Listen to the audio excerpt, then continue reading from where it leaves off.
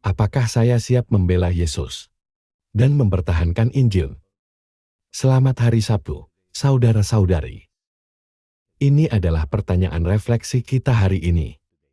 Holy Spirit, make my heart open to the Word of God.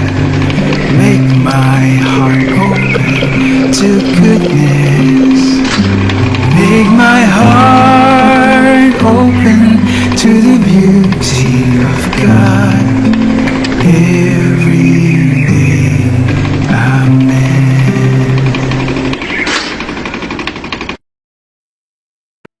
Santo Vincent Ferrer lahir di Valencia, Spanyol, tahun 1357. Orang tuanya mendidik dia untuk menunjukkan kasihnya pada Tuhan melalui tindakan-tindakannya, tanpa mengabaikan pendidikannya atau kepedulian terhadap orang miskin. Menjadi Dominika pada usia 18 tahun, dia mulai menyebarkan Injil di seluruh Eropa. Vincent menghafal banyak bagian Alkitab, sementara juga mempelajari para bapak gereja dan filsafat. Pada usia 28 tahun, ia terkenal karena khotbahnya dan karena memiliki karunia bernubuat. Vincent tak bisa menghindari terlibat dalam intrik politik masa itu. Akhir abad 13, ada dua klaim saingan untuk kepausan. Satu di Roma, dan lainnya di kota Prancis Avignon. Setiap klaim aliansi dari sekitar setengah Eropa Barat. Terjebak di antara klaim rival, Vincent berusaha meyakinkan Paus Avignon, Benediktus XIII, mendamaikan ketegangan. Vincent tidak hanya berdoa, tetapi juga bertindak, berkomitmen pada pekerjaan misionaris. Bertekad untuk berdakwah di setiap kota antara Avignon dan kota asalnya di Spanyol. Khotbah-khotbahnya kerap mengumpulkan ribuan pendengar dan memicu konversi dramatis. Namun, popularitas tidak mengalihkan perhatiannya dari hidup pertapaan dan miskin. Dia bepergian bersama 5 biarawan Dominika lainnya. Pria itu menghabiskan waktu berjam-jam mendengarkan pengakuan dosa. Meskipun ia tak bisa menyembuhkan perpecahan sementara dalam gereja, Vincent berhasil memperkuat iman Katolik banyak orang Eropa.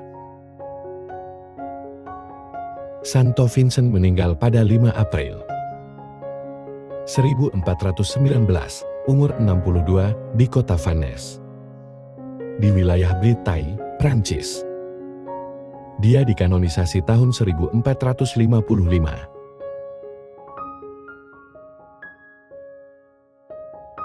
Beberapa orang di kerumunan yang mendengar kata-kata Yesus ini berkata, "Dia benar-benar nabi." Orang lain bilang ini Kristus. Namun, ada yang berpendapat bahwa Kristus tak akan datang dari Galilea. Kitab suci mengatakan, Kristus akan berasal dari keluarga Daud dan datang dari Bethlehem, desa tempat Daud tinggal. Karena dia, terjadi perpecahan di antara kerumunan. Beberapa bahkan ingin menangkapnya, tapi tidak ada yang menyentuh dia. Maka para penjaga pergi menemui para pendeta dan Farisi. Siapa yang bertanya pada mereka, "Mengapa kamu tidak membawanya?" Para penjaga menjawab, "Belum pernah ada yang berbicara seperti orang itu." Jadi para Farisi menjawab mereka, "Apakah kamu juga tertipu? Apakah ada pejabat atau para Farisi percaya padanya?" Tetapi orang banyak ini yang tidak mengenal hukum Taurat, terkutuklah mereka. Nikodemus, anggota mereka, yang dahulu telah datang kepadanya, berkata kepada mereka, "Apakah hukum kita menghukum seseorang sebelum ia didengar dan sebelum mengetahui apa yang telah dibuatnya?" Mereka menjawab dan berkata padanya, "Kamu juga dari Galilea? Lihat dan pastikan tidak ada nabi yang muncul dari Galilea." Lalu masing-masing pulang ke rumahnya. Dalam bagian ini dari Yohanes 7 ayat 40-53. Kerumunan terbagi atas identitas Yesus. Beberapa orang percaya dia sebagai nabi atau Mesias. Sementara yang lain menolaknya karena asal-usulnya dari Galilea.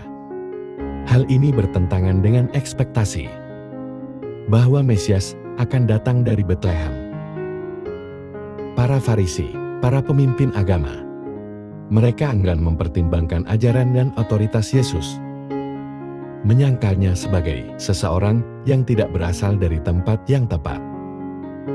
Mereka bahkan mempertanyakan penjaga orang-orang yang dikirim untuk menangkapnya. Mereka bahkan pulang dengan tangan kosong. Mereka bilang belum pernah mendengar orang bicara seperti dia.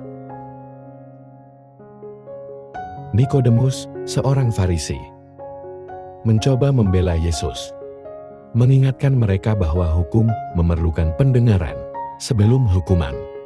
Namun, permohonannya ditolak dan diabaikan. Reaksi Nikodemus adalah keraguan. Hatinya menyuruhnya membela Yesus, tapi pikirannya melarangnya mengambil risiko. Pesan ini mengajak kita merenungkan kapasitas kita sendiri bagi keterbukaan pikiran dan penilaian yang tepat. Apakah kita mau mendengarkan orang lain, meskipun mereka memiliki pandangan berbeda? Ataukah kita dengan cepat mengabaikan mereka, berbasis pada prasangka? Apakah kita mengizinkan kata-kata Yesus menyangkal asumsi kita dan membimbing kita ke pemahaman yang lebih dalam tentang kebenaran? Seringkali akan tiba saatnya ketika kita harus mengambil sikap untuk Kristus dan Injil. Berjuang untuk Yesus bisa berarti disemua atau tidak populer. Mungkin juga berarti kesulitan, pengorbanan, atau penderitaan. Siapkah Anda membela Yesus dan Injil? Marilah kita berdoa dalam nama Bapa dan Putra dan Roh Kudus. Amin. Santo Vincent, Engkau menjadikan doa sebagai prioritas utama dalam hidupmu, menjadikanmu seorang pendeta Injil yang sangat efektif. Tuhan menggunakanmu untuk mengubah ribuan orang saat kau menyerahkan diri pada kehendak-Nya dengan murah hati dan keteguhan. Doakan kami agar selalu mencari Tuhan dalam doa. Biarkan hidup doa kami jadi bagian untuk panggilan pelayanan kami. Santo Vincent Ferrer, doakanlah kami. Yesus, Raja Kasih Karunia, kami percaya padamu. Amin. Dalam nama Bapa dan Putra dan Roh Kudus. Amin. Semoga Tuhan memberkati keluarga Anda. Semoga Tuhan memberkati Gereja Katolik kita. Don Couples for Christ.